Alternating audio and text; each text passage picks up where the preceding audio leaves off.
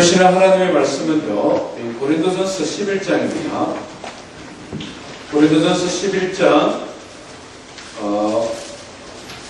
23절에서 26절 말씀을 우리 한 목소리로 한번 같이 읽도록 하겠습니다. 고린도전서 11장 23절에서 26절 말씀 한 목소리로 같이 읽습니다. 시작. 내가 너희에게 전한 것은 주께 받은 것이니 곧 주 예수께서 잡히시는 밤에 떡을 가지사 축사하시고 내어 이르시되 이것은 너희를 위하여 내 몸이니 이것을 행하여 나를 기념하라 하시고 식후에 또한 그와 같이 잔을 가지시고 이르시되 이 잔은 내 피로 세운 새 언약이니 이것을 행하여 마실 때마다 나를 기념하라 하셨으니 너희가 이 떡을 먹으며 이 잔을 마실 때마다 주의 죽으심을 그가 오실 때까지 전하는 것이니라. 아멘. 순환 기념 예배에 특별히 우리가 성찬식을 함께 대행하기를 원합니다. 오늘 우리가 읽은 말씀처럼 이 성찬의 예식은 예수님께서 십자가에 달려 돌아가시기 전날 친히 제정하신 것입니다. 누가복음 22장 말씀에 보니까 너희가 이를 행하여 나를 기념하라 이렇게 말씀하셨습니다. 기념하라 이 말은 기억하라, 회상하라 이런 말입니다. 성찬이 지니고 있는 의미를 잊어버리지 말고 그 성찬 예식을 영원토록 규례로 법칙으로 삼아 지키라 하는 주님의 명령입니다. 이 주님의 명령에 순종하여서 예수 그리스도의 십자가의 죽으심과 부활 이후 기독교 역사는 계속해서 이 성찬 예식을 지키는 가운데 있습니다. 특별히 우리가 1년에 한 차례 정도 성찬 예식을 가지지만 이 무난 주간에 또 특별히 주님 십자가에 달려 돌아가신 이 성금요일날 기념하여 드리는 성찬 예식은 큰 의미가 있다고 생각합니다. 오늘 이 말씀을 통하여 우리가 성찬을 대하며 기억해야 될 것이 무엇인가? 주님께서 이것을 기념하라, 기억하라 라고 말씀했는데 무엇을 기억해야 될까? 한 세 가지로 함께 살펴보기를 원합니다. 첫 번째는요, 우리가 기억해야 될 것은 주님의 고난과 죽으심을 기억하라 하는 것입니다. 오늘 우리가 읽은 26절 말씀을 다시 한번 보겠습니다. 26절 보시면 너희가 이 떡을 먹으며 이 잔을 마실 때마다 주의 죽으심을 이렇게 표현합니다. 주의 죽으심을 기억하라 하는 것입니다. 예수님께서 십자가에 달려 죽으시기 전에 그가 겪었던 고난을 그리고 그 고난의 의미에 대해 기억하고 있습니다. 그리스도의 예수님께서 만나셔서 생생하게 기억하고 있습니다. 십자가에서 주신 그 자신이 저희는 기도를 하셔서 이 고민하여 죽게 되었으니 나와 함께 기도하자. 내 마음이 지금 심히 고민되어 죽게 되었다. 우리 성도님들 일을 하시다가 또는 크고 작은 스트레스 때문에 죽겠다 이런 말 할 때 있지 않습니까? 그냥 뭐 습관 삼아 죽겠다 이럴 때도 있지만 진짜 스트레스 받아가지고 이러다가 진짜 죽겠다 이럴 때가 간혹 있지 않습니까? 지금 예수님께서 그 상태라는 것입니다. 기도하러 가시는 그때부터 예수님은 아주 강한 심리적인 압박에 짓눌려 했습니다. 누가복음은 예수님께서 기도하실 때의 고통을 조금 더 구체적으로 기도하고 있는데 예수께서 힘쓰고 애써 더욱 간절히 기도하시니 땀이 땅에 떨어지는 빗방울 같이 되었더라 이렇게 기록을 합니다. 누가는 우리가 잘 아는 대로 직업이 의사이지 않습니까? 사람이 극심한 스트레스를 받으면 못의 혈관이 터지고 땀과 함께 그 못에 터져버린 못의 혈관에서 피가 배어져 나오는 것을 그는 본 경험이 있을 것입니다. 그렇기 때문에 겟세마네 동산에서 저와 우리 모든 성도님들 온 세상의 죄를 짊어지시고 극심한 스트레스 속에 부르짖을 때에 그의 땀이 변하여 핏방울과 같이 되었다. 성경이 이렇게 기록을 하고 있습니다. 예수님의 본격적인 고난은 로마 군병들에게 맞았던 채찍에 의해 이루어진 것을 보게 됩니다. 말 그대로 매맞습니다. 빌라도는 예수님을 신문하다가 죄가 없는 것을 보았음에도 불구하고 유대인들의 마음을 만족시키기 위해 예수님을 매우 쳐라 이렇게 명령을 내렸습니다.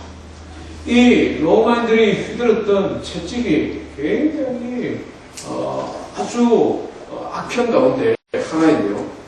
로마인들은 채찍으로 치지를 못하게 했습니다. 왜냐하면 그 채찍이 너무나 무서운 형벌이기 때문에 그렇습니다. 로마인들이 흉악한 죄를 지으면 몽둥이를 가지고 40대 때리게 했습니다. 비로마인이 죄를 지어서 퇴형을 받으면 채찍으로 40대를 맞았습니다. 유대인이나 반역죄를 저지르거나 아니면 반항심이 많은 그래서 배심죄에 걸리면 채찍으로 120대를 맞았다고 역사자는 기록을 하고 있습니다. 이 로마 군인들이 휘둘렀던 채찍의 이름이 베르베라티오라는 채찍인데요.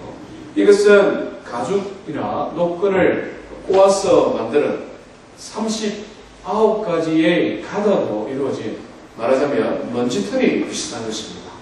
그런데 이 먼지털이 끝에 실구슬이나 짐승의 뼈나 생선의 그런 날카로운 이빨들이 박혀있기 때문에 그것을 가지고 사람을 치면 사람의 살이 찢어지고 근육이 찢어지고 때로는 척추의 일부가 드러나게 될 만큼 그 형벌 자체만으로도 고통스러운 형들이 나뉠 수 없었습니다. 예수님은 유대인이었고 또 로마에 반역하는 죄를 뒤집어 쳤기 때문에 120대를 맞았을 것입니다. 예수님께서 십자가를 지고 골고다를 올라가실 때에 다른 세 명의 강도들은 끄떡없이 그 십자가를 지고 갔는데 왜 예수님께서는 넘어지고 쓰러지고 끝까지 십자가를 지지 못하셨을까? 그것은 이 태형에 의해서 이미 예수님의 몸이 망가졌기 때문에 그렇습니다. 120대나 맞는 가운데 많은 피를 흘리고 많은 상처가 났기 때문에 십자가를 지고 가는 것이 힘들 만큼 이미 예수님의 몸은 망가져 버렸다 하는 것입니다. 예수님이 당하신 고난 가장 큰 것은 그 무엇보다도 십자가의 힘을 그 자체였을 것입니다. 오늘 이 시대에는 사람이 아무리 죄를 심하게 지어도 그래서 그가 사형을 선고받아도 사람의 인격, 존엄이 있기 때문에 그 죽음을 빨리 신속하게 가능하면 고통 없이 사형을 집행하기 위해 노력합니다. 그런데 이 십자가의 처형이라는 것은 그 처형 자체가 만들어질 때부터 사람에게 고통을 주기 위해 만들어진 형벌입니다. 어떻게 하면 사람이 빨리 죽지 않고 끝까지 고통을 당할 수 있을까? 그것을 고민하며 만드는 것이 십자가의 형벌입니다. 사람의 십자가에 달려 죽은 남자의 뼈가 고고학자들에 의해서 발굴이 되어졌는데 손목에 약 11.5cm의 굵은 쇠못 우리는 지금 손목이 예수님이 손목이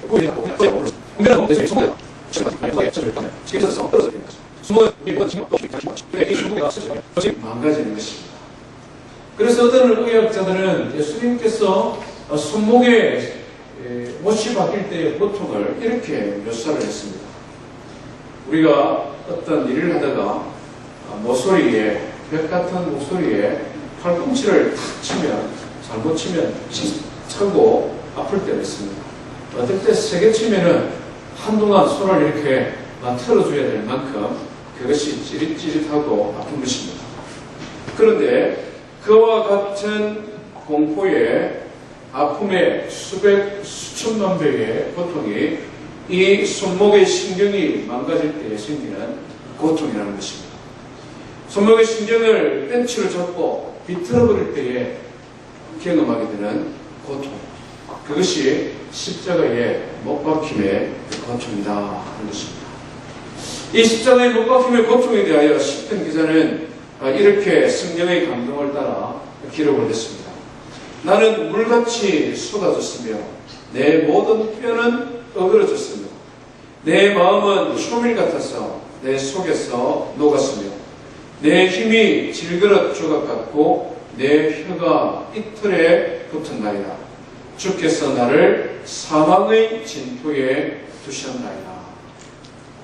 뼈가 망가지고 나의 몸이 물같이 쏟아내려지는 그와 같은 고통이라는 것입니다.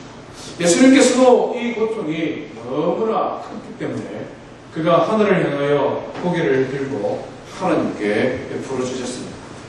엘리 엘리 라마 사박다니, 나의 하나님 나의 하나님 어찌하여 나를 버리셨나이까. 이것이 고난당하신 예수님의 절규였습니다. 성찬제식을 하면서 우리는 주님의 고난에 대하여 먼저 기억해야 되겠습니다. 왜 예수님께서 이런 고난을 당하셨는가? 예수님의 십자가의 고난이 나와 무슨 상관이 있는가? 예수님의 십자가에 달려 죽으심이 오늘 나에게 어떤 영향을 미칠 수 있는가? 이것을 고민하며 승천을 대하라고 바울은 우리에게 말씀합니다. 오늘 우리가 읽지는 않았습니다만은 28절, 29절 말씀해 보니 사람이 자기를 살피고 그 후에야 이 떡을 먹고 이 잔을 마실지니 주의 몸을 분별하지 못하고 먹고 마시는 자는 자기의 죄를 먹고 마시는 것입니다. 예수 그리스도의 고난을 기억하시고 그 의미가 무엇인지, 그 십자가가 오늘 나에게 주는 의미가 무엇인지를 기억하는 그런 승찬의 예식이 되기를 원합니다. 두 번째로 우리가 승찬의 예식을 하며 기억해야 될 것이 있습니다. 우리가 예수님의 고난을 묵상하면서 한 가지 드는 생각이 있습니다. 그것은 뭐냐면 우리 인간이 어떻게 이렇게 잔인할 수 있을까 하는 것입니다. 그렇지 않습니까? 예수님께서 십자가에 못 박히실 때에 예수님과 두 명의 다른 강도가 함께 십자가에 못 박혔습니다. 그들은 십자가에 달려서 정말 죽음보다 더 강한 극한 고통에 몸서리치고 까무러지고 1000번 이상 기절을 반복하는 그와 같은 고통에 사로잡혀 있었습니다. 그런데 그 십자가의 아래에 모여있던 많은 사람들의 반응은 너무나도 잔인하고 너무나도 무감각하다는 것입니다. 마가복음 보면은 십자가 아래에 있었던 사람들의 반응을 비교적 자세히 기록을 하고 있는데요. 지나간 사람들은 자기 머리를 흔들며 예수를 모욕하여 이르되 제가 남은 고난에서나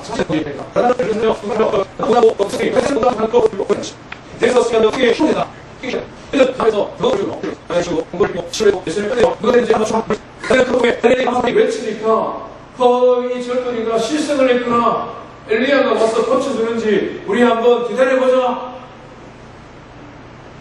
그렇게 사람이 죽어가고 있는데 밑에서 왜 이렇게 사람들은 희희낙낙거리며 조롱하고 있습니까? 이유는 간단한 것입니다. 십자가의 의미를 모르기 때문에 그렇다는 것입니다. 사람이 죽어가지만 고통 가운데 몸소리 치고 있지만 불구경하듯이 그 구경이 볼만하다고 그냥 보고 웃고 즐기고 있는 것입니다. 그 이유는 그들의 십자가와 전혀 무관한 사람들이기 때문에 그렇습니다. 우리도 만약 거기에 있었다면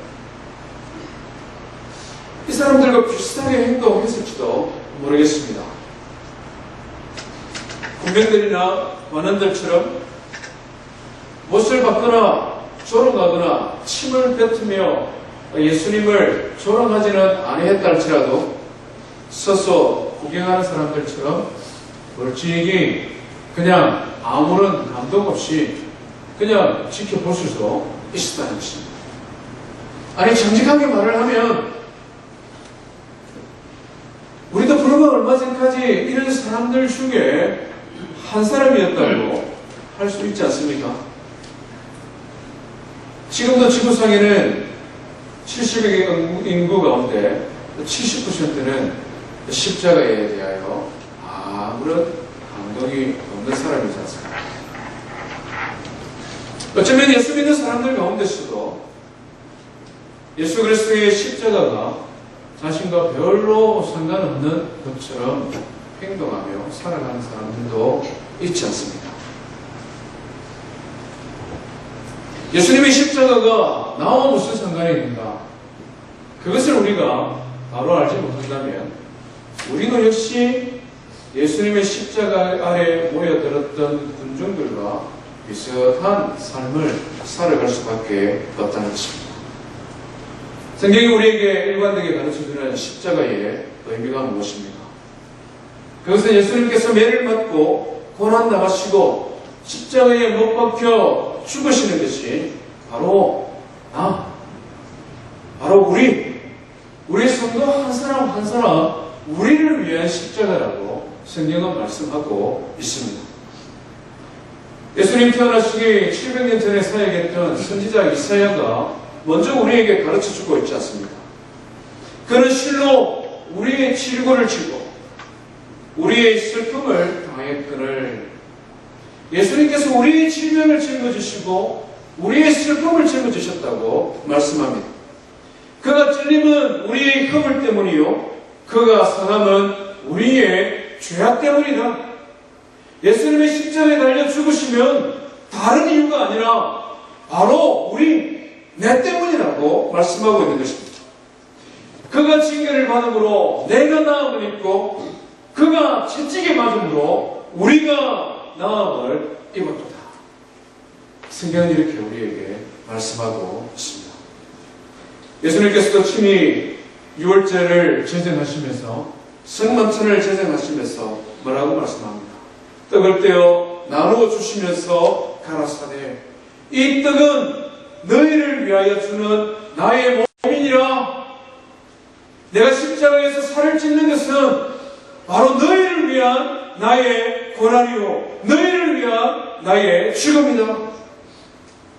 이 자는 내 피로 세운 언약이니 너희를 위하여 붓는 것이다. 예수님이 이렇게 말씀하셨습니다. 예수님이 채찍에 맞으시면서 흘리신 피, 십자가에 못 박혀서 흘리는 그 피가 바로 우리 자신을 위한 것이다.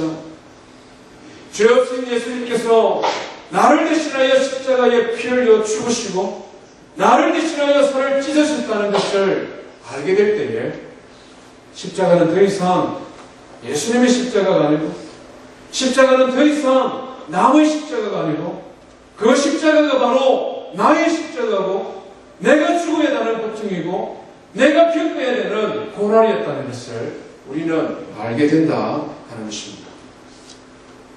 찬송가를 많이 작곡했던 아이자 워치는 누구보다도 이것을 깊이 깨달았던 목회자요 하나님의 쓰시는 사람이었습니다. 찬송가 143장에 이렇게 기록합니다. 웬 말인가 날 위하여 주 돌아가셨나 이 벌레 같은 날 위해 큰 배 받으셨나.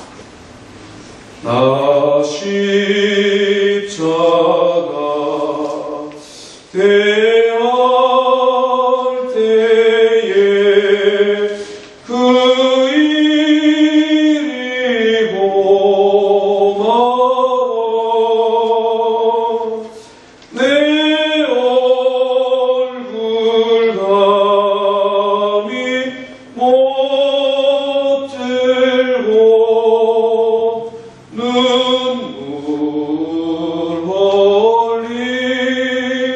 흘리도다. 사랑하는 성도 여러분, 오늘 성찬식을 가지면서 예수님께서 당하신 고난과 그 십자가의 죽음이 바로 나를 위한 고난이었으며 나를 위한 십자가였다는 것을 믿으시기를 바랍니다. 우리가 고난주간 맞이하여 하나님 앞에 기도할 때도 이 한 가지 주제 가지고 기도했습니다. 하나님, 우리가 성만찬, 성금요일 순환 기념 예배를 하나님 앞에 드리게 될 텐데 그 예배의 시간에 주의 성령께서 역사하여 주십시오. 많은 믿음의 사람들 중에서 많은 성도들 가운데서 하나님 앞에 고난을 기억하고 주님 앞에 나온 주의 자녀들이 날 대신하여 고난 당하시고 날 대신하여 피 흘리신 예수 그리스도, 그 십자가가 나의 십자가가 되고 그 죽으심이 나의 죽으심이 되어서 바울 사도가 고백한 것처럼 내가 그리스도와 함께 십자가에 못 박혔다니 이제는 내가 산 것이 아니요 내 안에 계신 예수 그리스도가 사신 것이다. 그런 신실한 믿음의 고백이 있는 저와 우리 성도 되기를 주의 이름으로 축원드립니다. 마지막으로 우리가 성찬을 기억하며 성찬을 대하며 기억해야 하는 것이 있습니다. 그것은 바로 예수님의 재림을 기억해야 한다는 것입니다. 오늘 우리가 읽은 26절에 이렇게 기록합니다.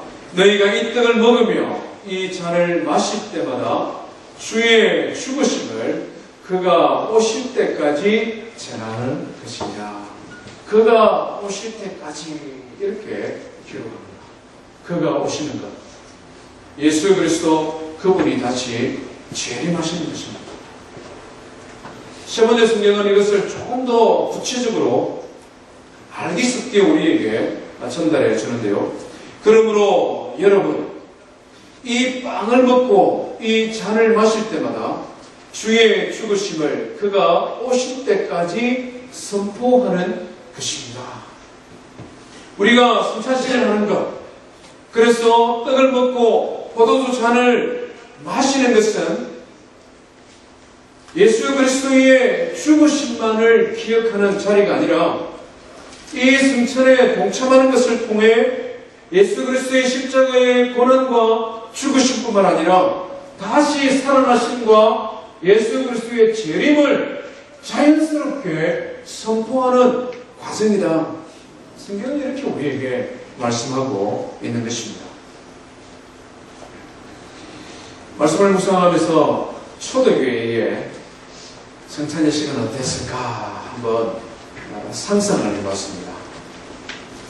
오늘 시간 우리가 하는 성찬의 시간은 조금 달랐을 것이다 생각해봤습니다. 그들은 특별히 예수님의 부활과 예수님의 재림에 대한 가득 찬 기대와 소망으로 성찬예식을 가졌습니다. 그것은 우리가 고린도전서 15장과 16장 말씀을 통하여 충분히 깨달을 수 있습니다. 바울 사도가 고린도전서를 기록할 그때 당시에 예수님의 부활하심을 지켜본 사람들이 많이 살아있었습니다. 그렇지 않습니까?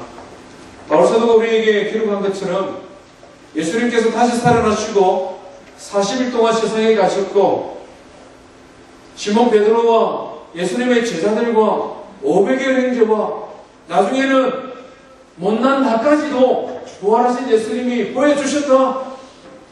말 그대로 예수님의 부활을 의심할 이유가 없는 것입니다. 왜냐하면 자기 주변에 예수 그리스도의 부활하신 것을 눈으로 지켜본 사람들이 있기 때문에 그렇습니다. 그들에게 있어서는 예수님의 부활이 진짜냐 가짜냐 그것은 이슈가 아니었습니다. 그들에게 있을 이슈는 무엇입니까? 나도 어떻게 하면 예수님처럼 부활할 수 있을까? 내가 어떻게 하면 예수 그리스도의 재림의 때에 영광스러운 모습으로 예수님을 다시 만날 수 있을까? 그들의 주된 관심사는 어떤 모습으로 내가 부활할 것이냐? 예수님이 재림하실 때에 어떤 모습으로 내가 예수님을 다시 만날까? 그것을 그들은 기대했습니다. 우리가 유적지 성지순례를 해보면 잘 알지 않습니까? 이번에도 성지순례를 다녀온 분들이 몇몇 분들이 계십니다만은 이탈리아 로마에 가면 카타쿰이라고 유명한 지하 도시가 건설되었지 않습니까? 로마의 박해가 한참 기승을 부릴 때 많은 성도들이 생명을 부지하고 살아갈 수 있는 방법이 없는 것입니다. 그래서 하루 수 없이 그들은 땅굴을 파기 시작했습니다. 로마 도시 아래 거대한 지하 땅굴, 한 사람이 겨우 비집고 움직일 수 있는 그 지하를 파고 또 파서 마치 거미줄처럼 600마일에 이르는 거대한 땅굴 지하 도시가 완성되었습니다. 오늘 우리의 이 어두컴컴한 이 예배실과는 비교할 수 없는 그런 환경이었을 것입니다. 사람들은 해가 되면, 해가 지면은 한두 사람씩 비밀리에 그 지하 불로 모여들기를 시작했습니다. 혹시 누가 따라오는 사람은 없는가? 뒤를 살펴가면서 그 지하 동굴로 들어갔습니다. 왜 들어갔겠습니까? 그런 고난과 핍박 속에도 그들에게는 희망이 있었던 것입니다. 그들에게는 소망이 있었던 것입니다. 한낮에는 로마 군사들이 두려워서, 무서워서 큰 소리로 찬송도 부르지도 못하고 승찬제식도 나누지도 못했는데, 이제 그 지하 동굴에 들어가면 마음껏 하나님을 찬양할 수 있고 예수 그리스도의 살과 피를 기념하는 승찬제식을 함께 가질 수 있고, 비록 어두춥지만 그 등불 의지하여 하나님 앞에 예배드리지만 그들은 천군천사와 함께 이 땅에 임하실 영광스러운 예수 그리스도의 재림을 소망하였기 때문에 그들은 환난과 핍박에도 굴복하지 아니하고 믿음을 지킬 수 있었다 하는 것입니다. 초대교회 성도들이 만났다가 헤어질 때마다 나누었던 인사가 있지 않습니까? 마라나타, 아멘, 주 예수여 오시옵소서. 고린도전서 16장 22절의 말씀을 보면 바울 사도가 이 말로 고린도 성도들과 최후의 인사를 나누는 것을 보게 됩니다. 마라나타, 주 예수여 오시옵소서. 내가 주의 재림을 사모하나이다. 그들은 고난과 핍박에도 불구하고 예수 그리스도의 재림을 소망하며 그 고난을 이겨내었다는 것입니다. 사랑하는 성도 여러분, 성찬제식에 참여하면서 우리가 기억해야 될 것은 예수 그리스도의 부활과 예수 그리스도의 재림입니다. 성찬제식은 예수님의 고난, 예수님의 십자가에 달려 죽으심을 기억하지만 그것으로 끝날 수 없다는 것입니다. 세상 사람들이 하는 것처럼 종교 지도자들의 무덤 앞에 가서 그들의 죽음을 애통하는 것으로 끝낼 수 없다는 것입니다.